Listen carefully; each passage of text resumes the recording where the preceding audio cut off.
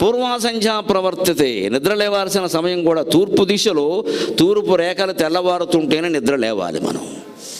6 గంటల తర్వాత కూడా మంచం మీద ఆడది కానీ మగాడు కానీ పడుకున్నారు అంటే ఆ ఇంట్లో శని అంతకుముందే ప్రవేశించింది, వీళ్ళకంటే ముందే. ఇక మళ్ళీ వెళ్ళదు అది.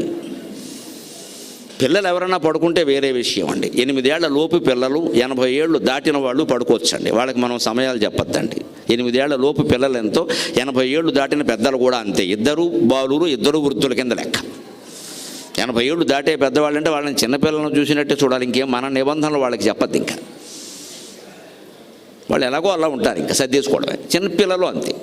8 ఏళ్ళు దాటుతున్నాయి అంటే నేర్పాలి ఖచ్చితంగా. ఓ గిల్లేనా లేపాలి వాడిని. ఈ కాలం పిల్లలు ఇంతేనండి అంటే కుదరదండి అక్కడ. పోనీ వాళ్ళ ఉద్యోగాల కారణంగా ఇంటి నుంచి పని చేస్తున్నారు, ఏదో వాళ్ళకి పని 11, 12, 1 గంట కూడా అయిపోతుంది ఒక్కోసారి. అప్పుడైనా పడుకోమనాలి. అప్పుడు కూడా లెక్క